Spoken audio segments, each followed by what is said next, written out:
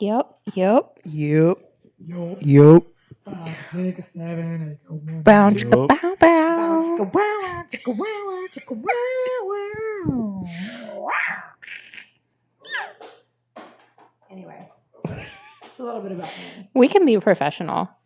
No, I wouldn't lie today. How about we I don't want to lie.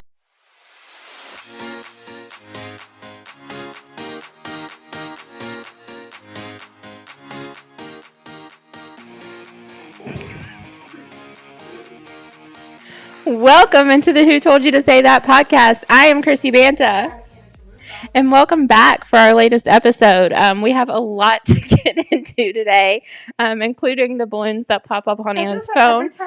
It does, yeah. My phone, though. Actually, I learned something new about Anna every time we're together. And today she has stressed me out to no end.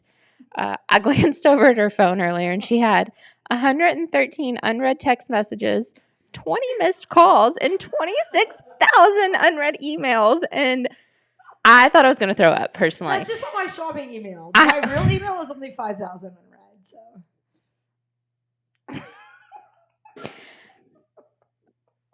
But I respond to you guys, so you should feel nice. Sometimes. So this is what I want to say. Like, if I respond to you once a week, you should feel good about it. Well, I just want everybody to know, if you're waiting on a response from Anna and you're worried about her safety, she's fine. She's fine. She's fine. She's actually here recording a podcast. Yeah, she's good. She's safe. The people who need to know need to know. And they know. That's true, yeah. They know. And you'll know a lot of the time. I haven't been as good this week. Well, I usually know you're seeing everything. Yeah. And if there's something important that I need to tell you, I'll either send it to You'll you just tell personally, me. like outside of the group chat, Right. or I'll put your name in And, it like I did this let's morning. clear my name as well, because if it is important and you tell me, I will respond. Yeah, oh, if for it is sure. important, I do respond. So maybe that What- just means I'm rude. What she doesn't respond to is Bosch's nonsense I love you, in the group Bosch. chat. I love you. Bosch. He's not here to... I didn't say that. Chrissy just said that. I said that. He's not here to defend himself Yeah. either. Mhm. I read it though, and my heart and my Do you laugh at spirit- his jokes? I do. And just listen, my heart and my spirit are with the jokes, and I get it. It's just sometimes I am not good at being in this world, you know? I get it. You know, I'm just good at floating up here. She's floating up here.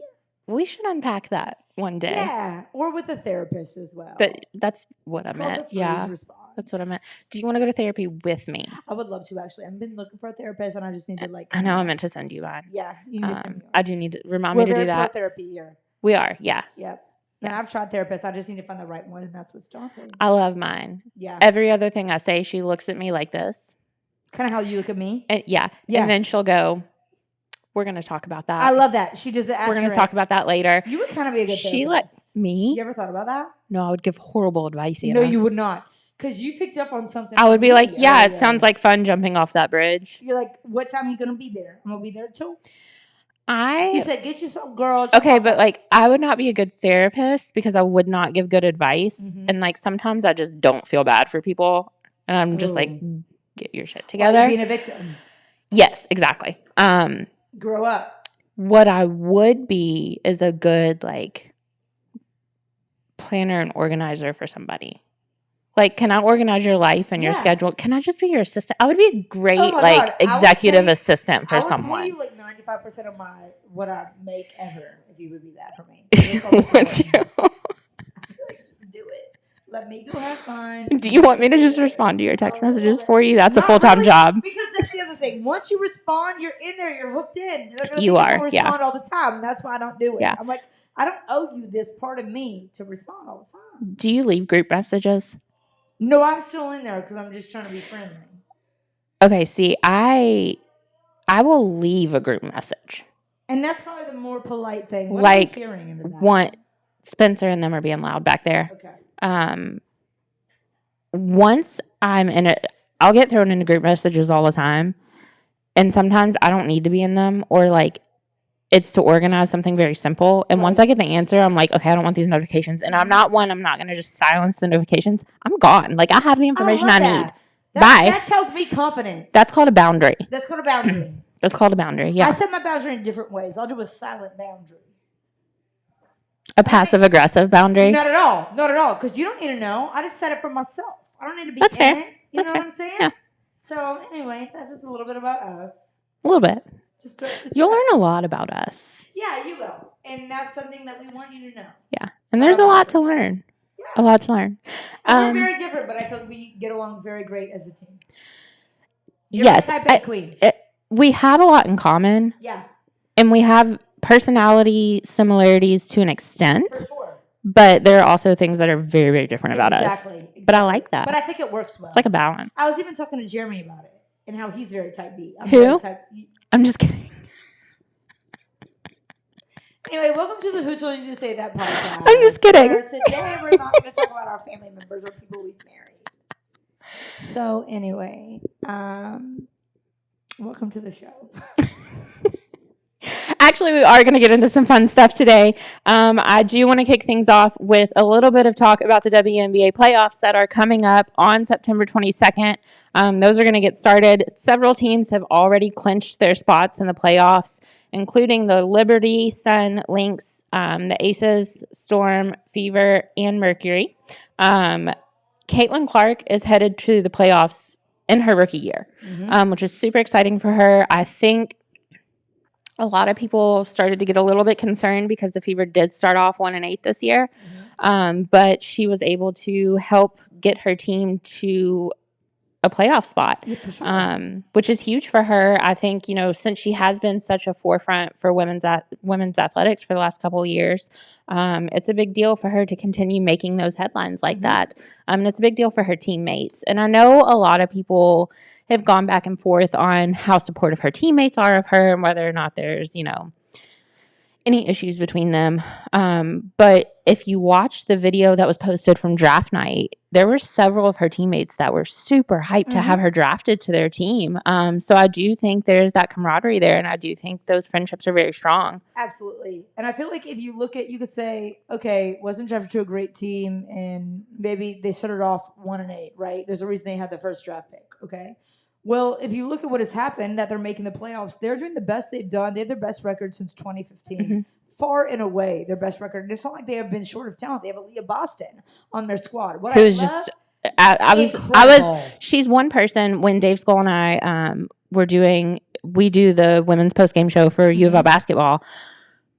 We were so excited when she graduated college. Get her out. We were like, we love you.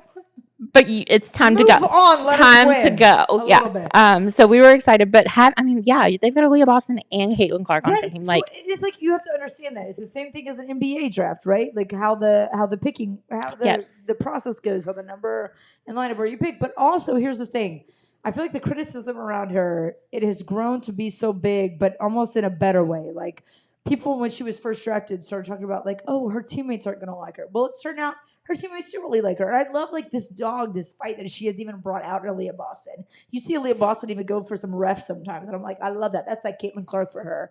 But now it's like her biggest people who are the opposite of her supporters are like, some people in mainstream media are like some types of fans. It's like, it's not even the league anymore. Like, I think the league wanted to send her a message. And I love when she played Diana Taurasi the first time. They had their battles. They had their words with each other. But it's at the end of the day, Diana Taurasi respected her after that game. They had some moments where there was like a mutual respect there. So I think it's like her legend is growing. And I know there's a lot of people with a lot of great legends, Angel Reese being one of them. But it's like, let's also not discount what we're seeing happen for our eyes. Like, I think everybody contributes to how the league is growing. I'm not saying that it's only Caitlin Clark, but it's also it's discouraging to discount her of what she means. And I just love that, like, the more she grows, the more the season goes on, the people closest around her are supporting her more and more. So you can't even make it an argument anymore that she's not a good teammate or that she's not a good ambassador for the league. It's people who want to draw their own narrative to say she's not good.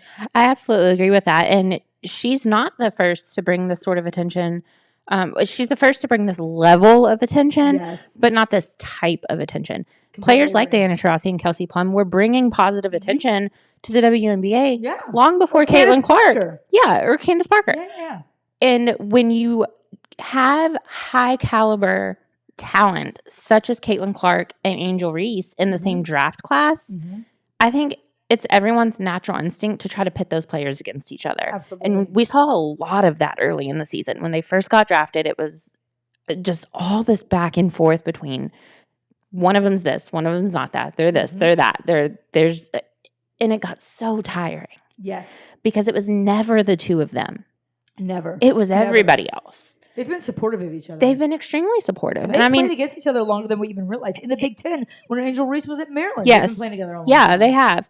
And they're both paving their own way and setting their own records. Caitlin Clark just recorded the first triple double from a rookie. Last 2 nights ago. Mhm. I think it was 2 nights ago.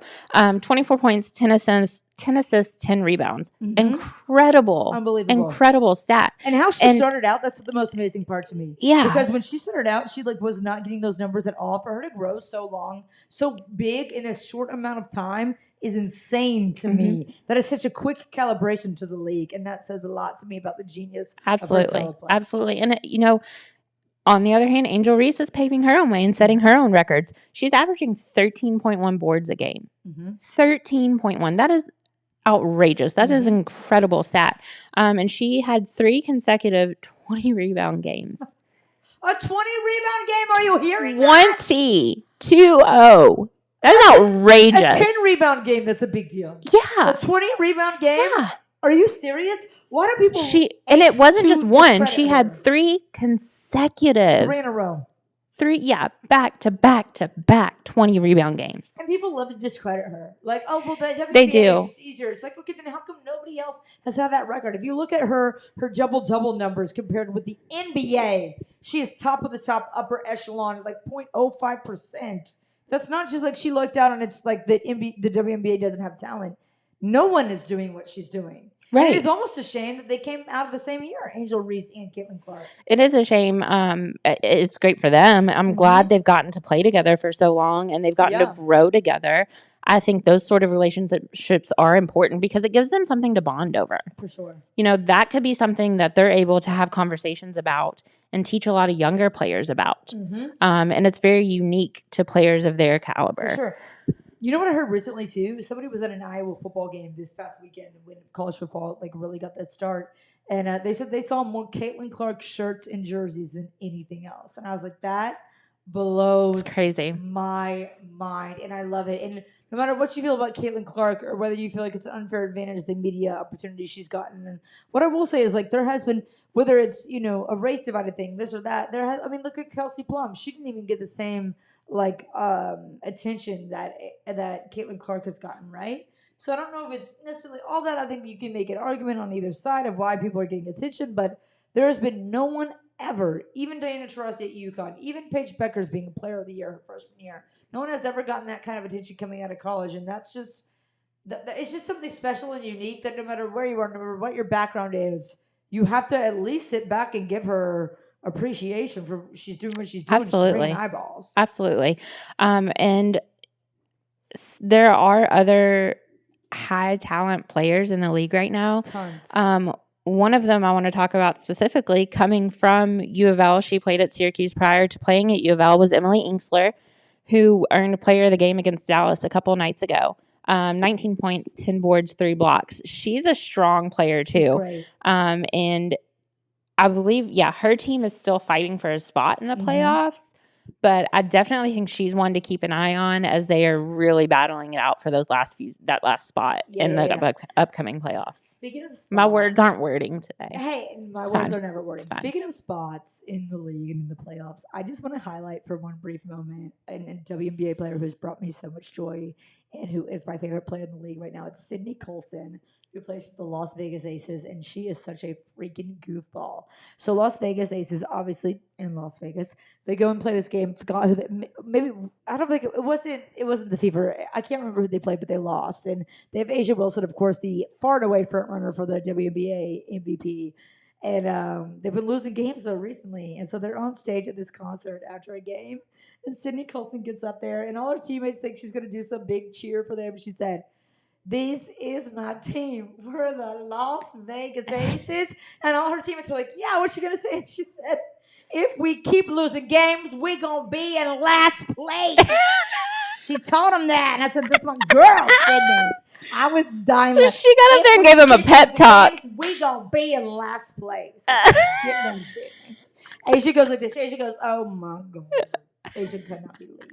So that's my favorite team. Cindy Colson is my favorite player. Las Vegas So are my favorite team because they keep her. And then she said, we got to get it right, y'all. She looked at me and she goes, we got to get it right, y'all. she got on that stage and gave him a pep talk. She gave him pep talk. She said, Good for her. If we keep Good for losing her. games, we going to be in last place. We got to get it right, y'all. So that's my favorite Well, player. luckily they've clinched. Yes. So yes. So it's not luckily, like too far and away a huge, but they fear. still got to get together. They gotta get together. I just love Cindy Colson. So, speaking on the playoffs, who's your favorite twin at all this year? Oh, that's such a great question. I think I just gotta go Aces just because of the Asia Wilson. Yeah. Asia Wilson is just far and away did you see an this incredible with player. her at the Bam Adebayo Key of the City ceremony in Miami? Yes. I'm God. I'm so Asia coded. Even Ennis sent me a meme from them, and I'm like, I'm so Asia coded. I could be engaged to a man, and ain't nobody gonna know. I swear. Ain't gonna know. I swear. Ain't gonna know. I could be in love. You ain't gonna know. I'm just Asia. I'm Asia coded. Which is now a mystery to solve. Is Yeah. Anna in love with Honey? With my dog. It's a tough week to ask that question.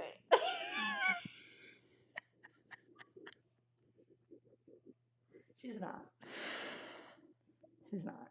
No. Anyway, but is Asia Wilson is what she meant to say. Is Asia in love with Bam? Same person. Yeah. That's what I'm saying. Same person. Anyway. Moving on. Yes, moving on from the WNBA, there was some major news across the entire sports world today, not just within women's athletics. The Angel, our sweet baby U.S. national team Angel, Alex Morgan retired today. We would say that blank would not call her his Angel. Do you know about this? Do I know about it? Have you heard my clip about it? No, I've not heard you. Yes, you have. We played it as a re-entry on Streeble Show when we co-hosted together the first time. The same thing? Remember James Black pulled the sound from when I was on Middays? That? Yes. Give us the recap. Okay, so Blank and Baker has he has 3 daughters, but the 2 older ones, right, they like soccer. They play, I think both of them play soccer, if I'm not mistaken. Alex Morgan was supposed to play a game in Louisville right. at Racing Lou here in the city, and he took his daughters. Well, she didn't come to the game, and he threw the biggest baby fit about it, and just absolutely, he used some language that should not have been used. He basically said that language that is not allowed at Holiday World. It's in Indiana, where he's from. Not allowed there. He basically said that Alex Morgan was letting girls down everywhere, which she was not. A witch. He did. He called her a wench. And I don't know if he truly knew what it meant. But why are you saying that? Right, exactly.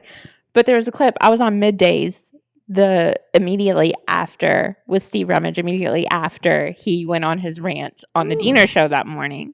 And I went off. I was like, this is ridiculous. Like, he shouldn't be talking about her like that. He shouldn't be this upset. NBA players do it all the time. Like, this is not out of the norm. Good call. James Black pulled the clip and played it as a re-entry when you and I were hosting together. Yeah.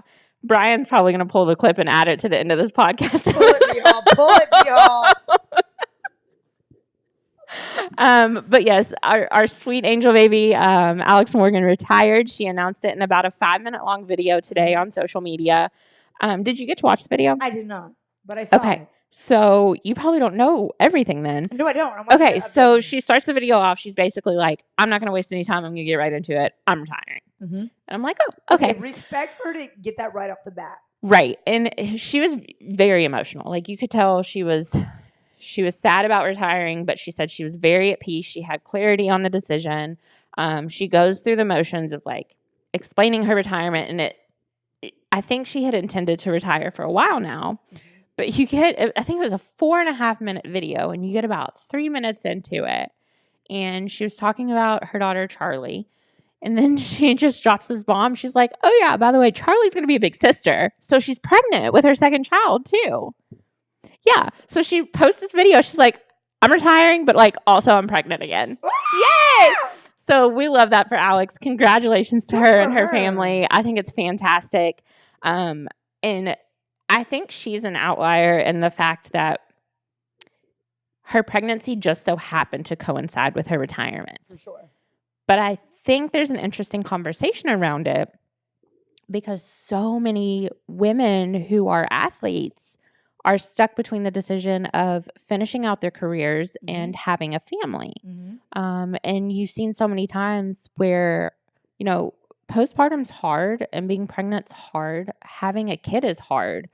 I can't imagine doing it and having the schedule of a professional athlete and having the training schedule, the game schedule, like all of it together. So I think that it's very good for her that the two are coinciding. From the way that it sounded in the video, this pregnancy wasn't necessarily a planned pregnancy. But I mean, good for her. She doesn't have to worry about the bounce back as much. For Just the sure. mental aspect of the bounce back that athletes go through.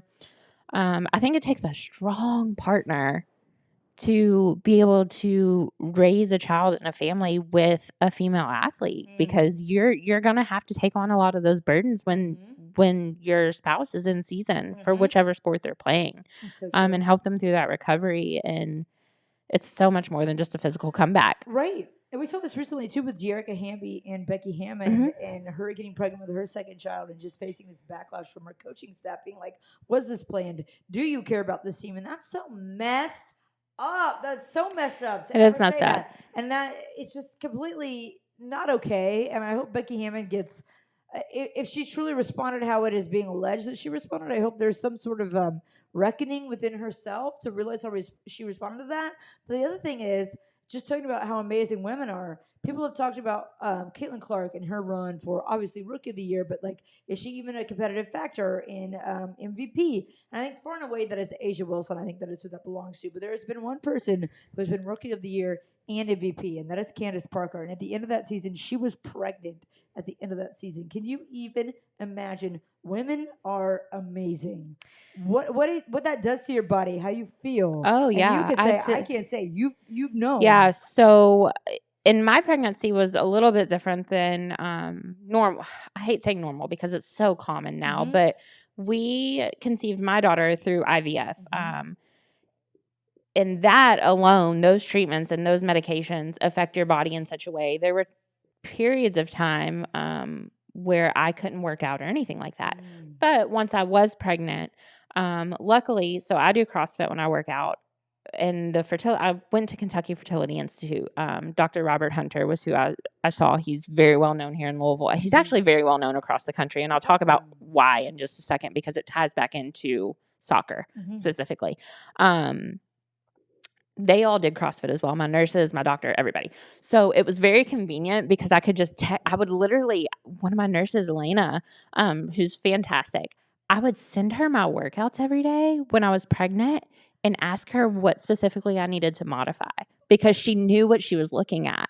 So that was super convenient. But like with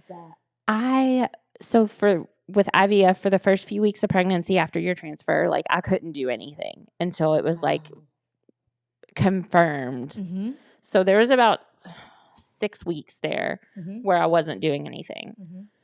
I worked out until I was 34 weeks pregnant. 34, 35 weeks pregnant. I worked out very far into my pregnancy. You had her at what, 38, 39? I had her at 39. Wow. Yeah. And then I went back, and this is not suggested. I was not supposed to do this. I went back to the gym at 3.5 weeks postpartum. And what do they want you to wait? 6? 6. Yeah. I was back in the gym Were at you okay? 3.5 weeks. You didn't do a C-section or anything? No. You just did regular? Yeah. I had a quick recovery. Like I moved a couch the day I came home from the hospital. Probably shouldn't have, but I'm stubborn. Don't recommend, but I applaud. No, don't do that. Also, don't go back to the gym 3.5 weeks postpartum. Chrissy, what were you thinking? It was for my mental health. I'm kind of like that. I needed to get out of the house. Like I couldn't do the whole stay-at-home mom thing. Like Yeah. I applaud people who can, but I can't sit still that long. You just like need something else to motivate you. I do, yeah. And yeah, I went back at 3.5 weeks postpartum, but like I can't imagine. I obviously didn't have the training schedule of a professional athlete because I'm not a professional athlete. Right? So just a bounce back from something like that How is was the bounce back insane. though? It was okay for me. Since you worked out so often Yes. leading up to that. Yeah. Yeah. I will fully always credit me working out so Mhm. late into my pregnancy for the reason that I had such an easy delivery Yeah, 'cause they and say such that. an easy physical emphasis on physical recovery Right. I love that. from having Amelia. For sure. Amelia Definitely, Kate, like, our baby girl. absolutely. Yeah, Absolutely because they say credit that. Like, if that. you build the muscle and everything leading up to that, the birth is easier to bounce Yeah. back from. They say. Yeah. No, I mean, I'm not gonna ever say childbirth's easy. Right. Give me all the drugs. Every drug.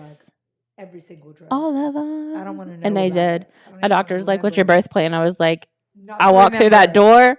I want an epidural." Yep, you take it from there. I don't want to Let's remember go. the pain. Thank you. Yeah. But yeah, Dr. Hunter was great and Elena was great through my entire pregnancy. And they actually, here's a fun fact that some people may or may not know.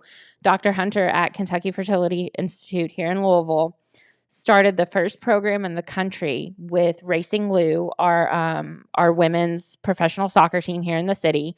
Started the first program where he does procedures to freeze the athlete's eggs until they're ready to start a family, and they do awesome. it. I'm almost certain they do the egg freezing free of charge. I'm not 100% sure about that, but they do have a program where they work with Racing Lou on fertility treatments to make sure they don't have to choose between starting a family right now and giving up their careers and everything they worked for. And I know there are other teams around the country that have picked up on that program that he has started. Let's see that which is in the WNBA. fantastic. Let's see that in bigger. Oh, That's I think the it would be thing great. now, And too. I would love to have him on sometime to talk about it, him or one of the nurses. Great idea. I know Elena would probably do it. I haven't reached out to them yet, but it's definitely they're on my list. That'd be great because it'll answer so many questions. It will, yeah. Yes, that so many people have. Yeah, it will. Myself And included. I think that program is incredible. Mhm. And I thought it was really cool he did that. He's a big soccer fan. Mhm. So when that news came out, I wasn't surprised completely. And how great to But be yeah. on the forefront of that because I feel like with Yeah. insurance and with workers' rights and workers' insurance and everybody, like freezing your eggs and fertility treatments are not always included in that plan. Can And so confirm. to see, Can so to see that confirm. being involved and being on the forefront and to give it some traction, to give it some attention in women's athletics, God, that could be a really beautiful partnership, a really beautiful thing to raise awareness and to get that Yeah, going. I definitely think it's something I know it's happening across women's professional soccer at this point. As far as other sports, I'm not entirely sure, but I think it should be common practice because I don't think it should be one or the other. Right. They should be able to have it. And with the healthcare and the technology we have now when it comes to fertility treatments, there's no reason that it can't happen. Right. There's no reason. And as far as insurance benefits go, most don't cover it. Which is crazy. And most people don't realize how expensive that stuff is. Yeah, especially if you are appreciative of your workers and you really value your workers. The fact that that's not a part of it, that we want to retain you once you become a mother, that we still retain what you bring to this company. I feel like that's something that's missing. We're not all the way there yet on that. Yeah, I agree. Yeah. I agree. Well, now that we've been on that soapbox. It's a great talk. It's a great talk. It was a great talk. Other big news across the sports world, Jessica Pegula. Yes. She makes it to the U.S. Open semis as the number 6 seed. That is actually tonight at 8:30. Now, who did she beat on the way there? She beat Emma Navarro? No, she beat number 1 seeded, and forgive me if I'm not pronouncing this correctly. Is it Iga Swiatek? Yeah. She was the number 1 seed. Major upset. I will admit I don't know a ton about tennis, but what I can tell you is her win to make it to semis secured multiple men and women from the United States in the semis for the first time since 2003. Let's go. So that's and it's not even huge like deal. Our forefront players. Like I think a lot of these people. So I was getting my nails redone. They had some U.S. Open going on. I think everybody was expecting Coco Gauff, like how she has become so great for just the past 5-6 years to be a young person. But Emma Navarro beat her, another American female. So that's just incredible. I think it shows how much the game is growing here. And have men's and women's, man, that's very exciting. Yeah, it's extremely exciting. And I think Jessica Pegula is an interesting I person. don't know much about her. Tell me. Okay, so she's from Buffalo, New York. So she's a huge Bills fan. Okay. And I also love the Bills. But the fun fact is that her parents actually own the Bills and the Sabres. They own both teams. So they own the Rooney people. Yeah. Remember So the Rooneys? yeah. So yeah, her parents own the Buffalo Bills and the Buffalo Sabres. Like, girl, why aren't you a wide receiver? Girl, come on, girl. Why aren't you a quarterback? Right. You ain't Yeah. defensive end. So she grew up with as many tennis lessons as she probably could get. Yeah. Her mom is very, very beloved in the New York area, the Buffalo area. Why? She's just, as owners, I think they're around the teams all the time. That's great. And they're nice to their Good players. for her. Yeah. To be like, okay, you think you're so great as the sports world as you could be to have this ownership, and now look at your daughter. I Making her know. own I name, and it's know. completely. I feel like tennis and the NFL are completely different type of like cultures. Totally or different. Everything. Totally different. Cool. Yeah. Yeah. So for her to make it this far, I'm sure she had some pressure on her. Mm-hmm. From her parents, growing up in that world. That's just a different world This is to grow your name. up in. This is who we are. Yeah. This is what we do. Yeah.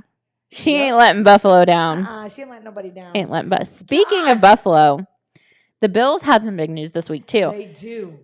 They released depth charts for week 1, as did all the teams. Damar Hamlin is actually starting safety this week, which is mind blowing to me. I have so many thoughts on that. And I do too, but none of my thoughts have anything to do with talent on the field. Right. Mine have to do more with like PTSD and what I've seen from that man. And yeah, which I'm sure is something you can speak on. For sure. But like for me, if I died on a football field, I'm probably not stepping back on a football field. I couldn't. I don't know how. I think about that man all the time.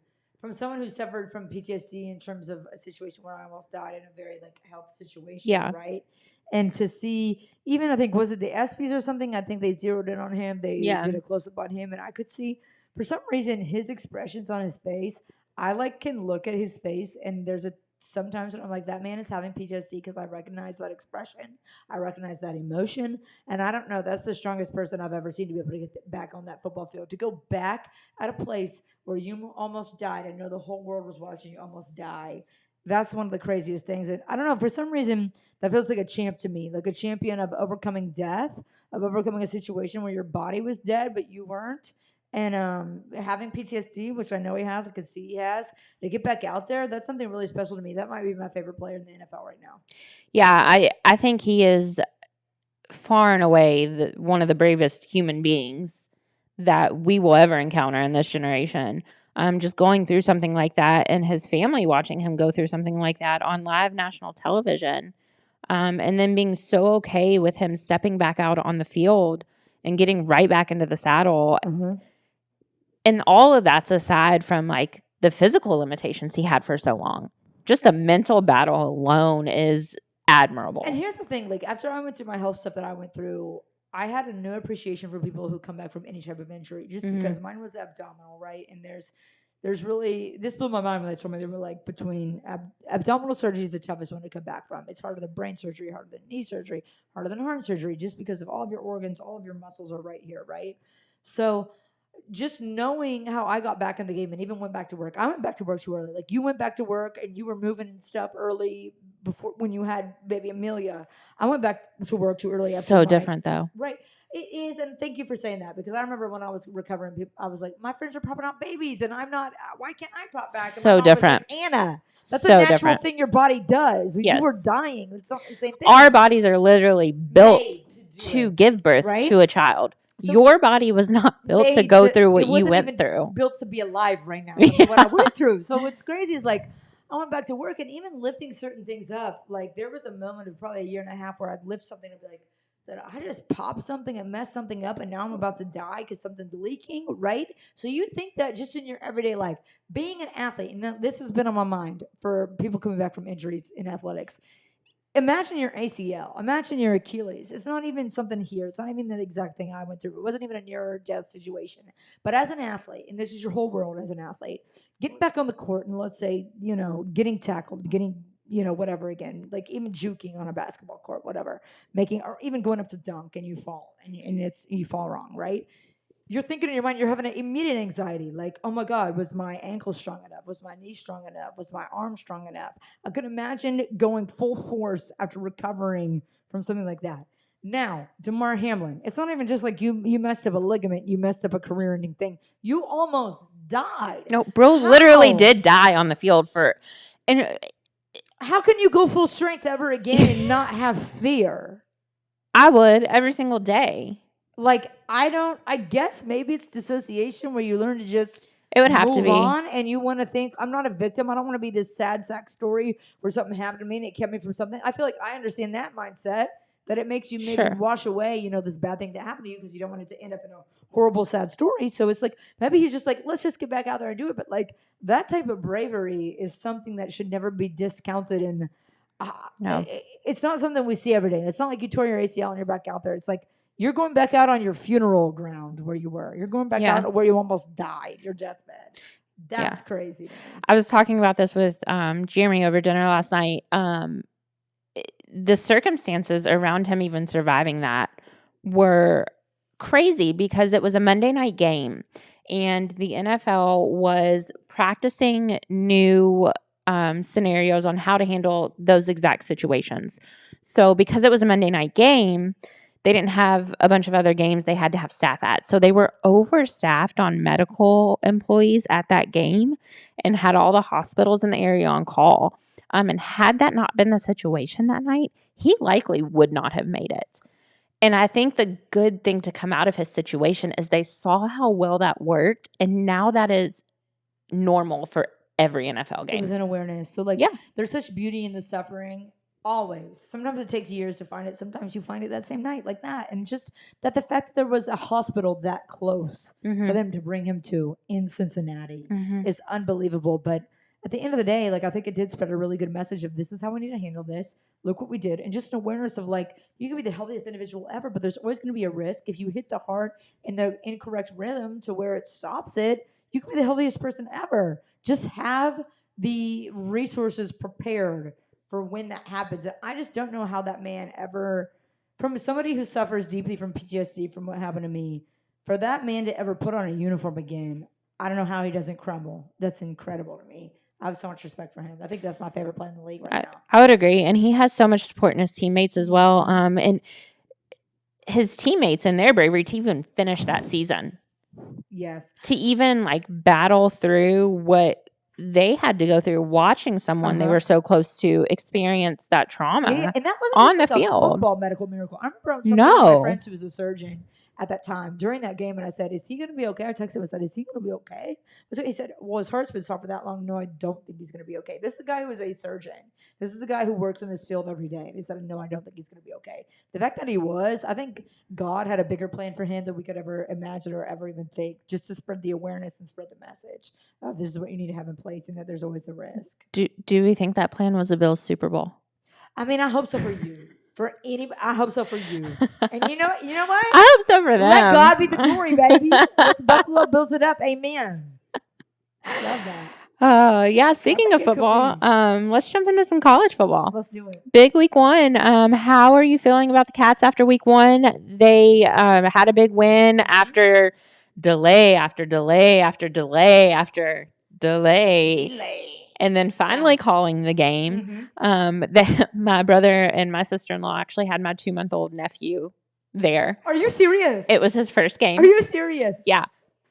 Little homie slept through the whole thing. That's a good baby. Now I did get one video. He loves the light show, but who doesn't? It People looks love it. good. It looks It was good. a great opening night for them. Yeah, it was. It was. But when they weren't letting people in the front gate, I was texting my sister-in-law the whole time. I'm like, "Are you guys okay? Do I need to come to Lexington and get Lawson? You're so Like, I'll sweet. come to Lexington and I'll get I the want to baby." come with you. All you gotta do is say, like, we're bringing a 2-month-old. Hold on there. Let me hold it. Yeah.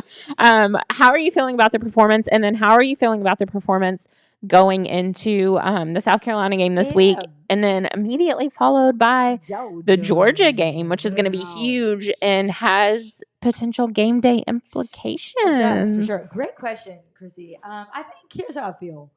How do I put this? I was impressed by what I saw, but I wasn't blown away. It wasn't out of the realm of what I expected. They still had a lot of penalties.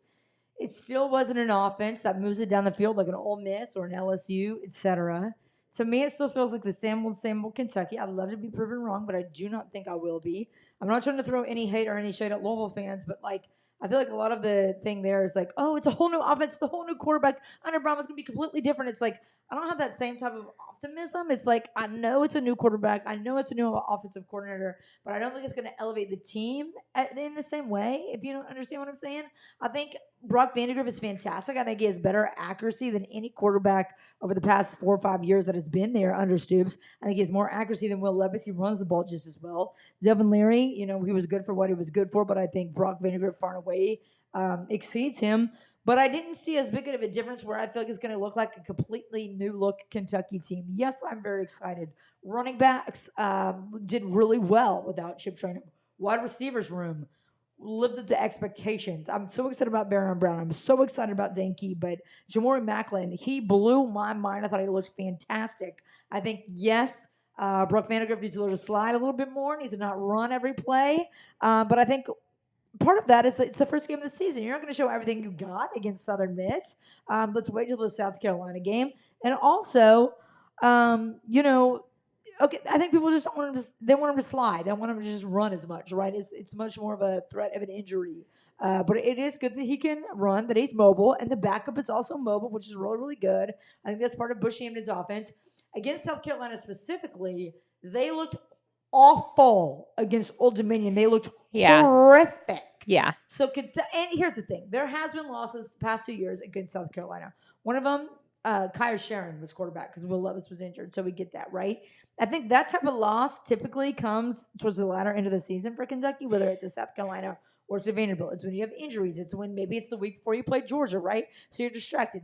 This is coming as their first SEC game. This is coming as their first real test of the season. So I think it's going to be lights out far and away. Kentucky's going to look really, really good in that game. And Shane Beamer, he ain't going to have a job at the end of the season.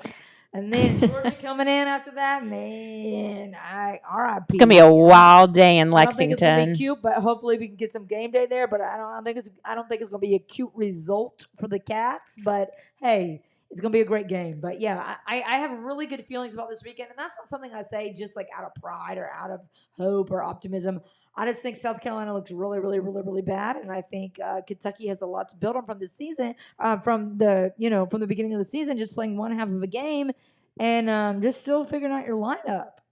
Yeah, I agree. It's still so early in the year. And that's why, do I think based off week 1 performances that Kentucky and Louisville should both be ranked in the top 25? Sure. Mm-hmm. But that being said, I also don't think rankings matter right now. I would agree with you. Especially, the reason it does is because it's a 12-team playoff and it gets you closer into it, but I don't think it really means – I don't think it's really – But in the grand scheme of things, based off a week 1 performance, when you're not playing teams – I mean, Louisville blew Austin Peay out of the water. Exactly. Right. Exactly. And sure, I'm a homer. I want to see my team in the top 25. Yes, give me that ranking. Let's freaking go. Mm-hmm.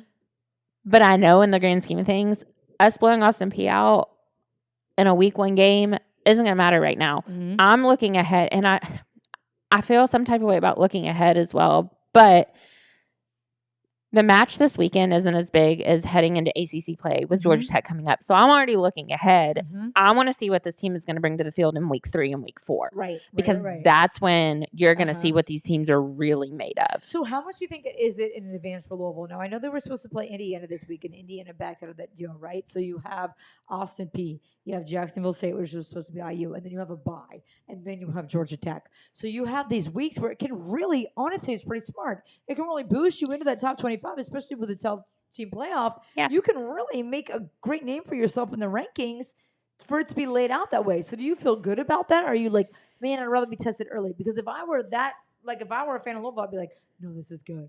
We can get up in the rankings. We don't have to prove it right now, I think there's something to be said for both situations. I'm in the camp of when we're talking about women's basketball, I love seeing Jeff Walz have his teams tested early. Mm-hmm. I love what Danny Busman's Kelly is doing, having her teams tested early. Mm-hmm. That being said, historically, when Louisville's been tested early, i.e. Alabama, it doesn't always turn out great. And given that was Bama, but Snapchat memory on my Snapchat from when they played, and it was a quote from my mom being like, "Was this expected when Alabama beat Louisville?" Girl, yeah. That was Oh, expected. I love her.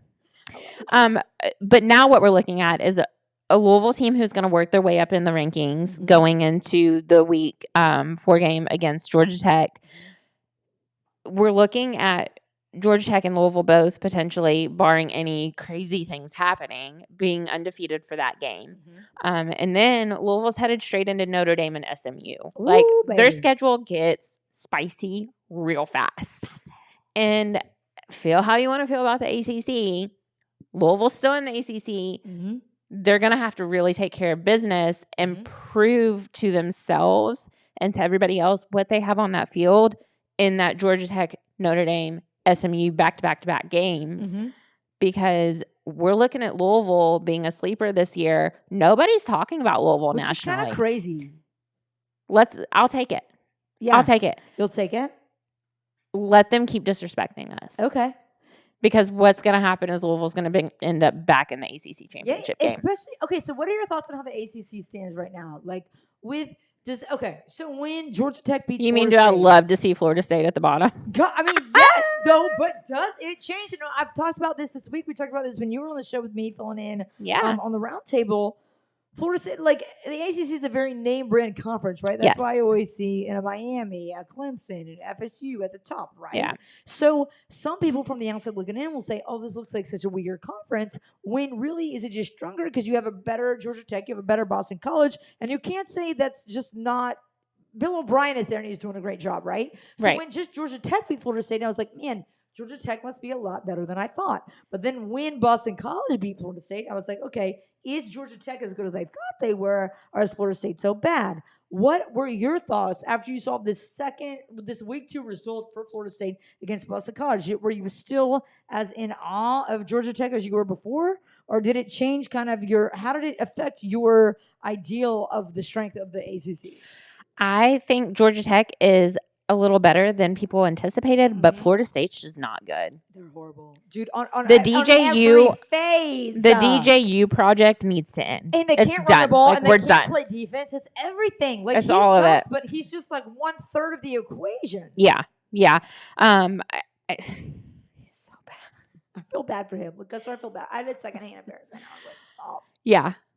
No, it changes my opinion on Florida State. But as far as standings go, I think it blew the ACC wide open. Uh-huh. And I love that nobody's talking about Louisville as potentially being, in the running, Contender. a contender for the playoffs or for the ACC championship game. Mhm. Because I do think as long as they play their, no pun intended, as long as they play their cards right. Play that cat. And you can tell I did not do that on purpose. As long as they play their cards right, you're looking at Louisville being back in an ACC championship game Which this is year. so insane. The one thing I will say, my biggest criticism from the first game, obviously, second half, they pull Tyler because there's no need for him to play in the second half. Right.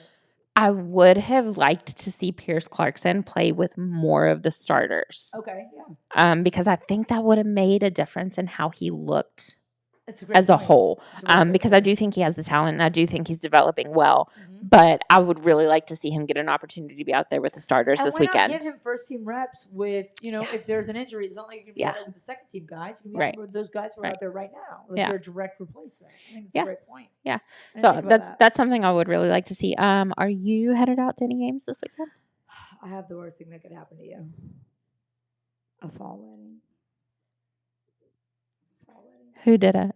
I have a fall wedding. Whoever did it. You broke rule number 1. It's my Okay, good friend. but I have to admit something to you. You got married in the fall. Chrissy, no!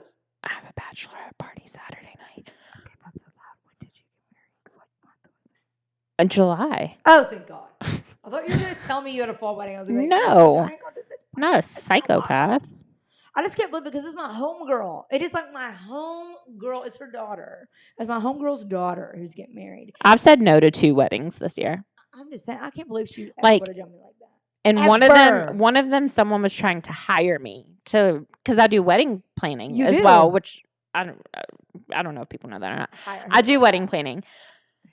I've turned fall weddings down all the time. Girl, I would too. I just can't believe someone would do it like that. I remember my cousin got Somebody married. wanted me to coordinate their wedding and plan their wedding the day of the Louisville Miami game. I was like, absolutely not. Are you high? Hard no. We I don't obviously care. Don't get each other. I don't care how much you're Girl. offering to pay me. Immediately, no. I'm busy all day. I didn't even get a +1 of this wedding. I gotta tell you something sad. I didn't even get a +1 of my sister's wedding. She gets married in May. I'm sorry. That's sad. I mean, that's sad to me. What if you're in a serious relationship by then? That's what I'm saying. I said it shouldn't matter. You should give me one anyway. It shouldn't be dependent on who I bring. She should bend that rule a little bit for you. My sister, my own flesh and blood, who my parents are in charge of that list for the most part, didn't get +1. I was like, I said, you got zero faith in me. Lord have mercy. Oh, I just wanted to air that out because I still can't believe it. If you want to be Anna's +1 to any wedding, actually, never mind. I'm taking Chrissy. We're not. Yes. I'm Exactly. taking Amelia. Exactly. You can take Amelia. Come on. Good luck. Thank you. Good luck. She said, good luck. We all went. The whole podcast team went out to Anna's house a couple weeks ago to the pool, and I took Amelia, and she first of all became besties with Anna's mom. Yep. And also just like stayed over in the ice fridge, Yes. and just would eat like She cup loved of it. She ice after loved cup it. of ice, like just chilling. Yeah. She was loving it. By the way, I ordered another present for her. I'm going to have to bring it in. Not next week, but the next one. She has been walking around with that purse you Come gave on, her. Baby. That's and her- FAO Schwartz. And Anna gave her, my daughter turned 2, and Anna gave her a purse with like fake makeup in it. And a fake and credit card. And a I'll fake cell walk. phone. Yeah. Okay. So first of all, she was in the driveway the other day with her little purse and her fake cell phone, walking around like she was talking on her. I said, "What are you doing?" That's my baby. I'm talking on my cell phone. I'm talking on And my then cell phone. I walk in the living room yesterday, and she's got her purse out, and she has her fake makeup out. And I said, "What are you doing?" She said, "I'm doing makeups." Yes, baby. Let Auntie Anna teach you, honey. I swear, like, I'm not exaggerating. I have the funniest kid. She woke up. So we had 5 days of college football last week, right? Thursday through Monday. She woke up every day, and she would go football. Yay! We're gonna have her as a guest on the show. That's No. my baby girl. Come on. We'll have her just video in. She can FaceTime me.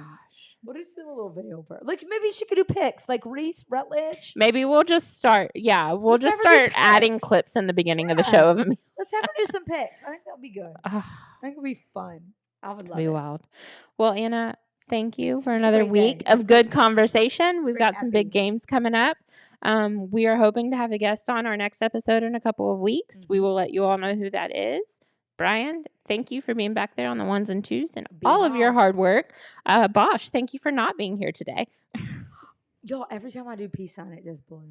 I'm just kidding. We miss you, Bosch. Please come back. Love you, I hope you're Bosch. tearing up the dance floor. And the day's cutting Do you the think he's singing a rug. little bit, Alexis? A little bit of Alexa. La la la la la la la. Bosh, bosh, bosh, bosh, bosh, bosh, bosh, bosh, bosh. Thank you guys so much. We will see you next time.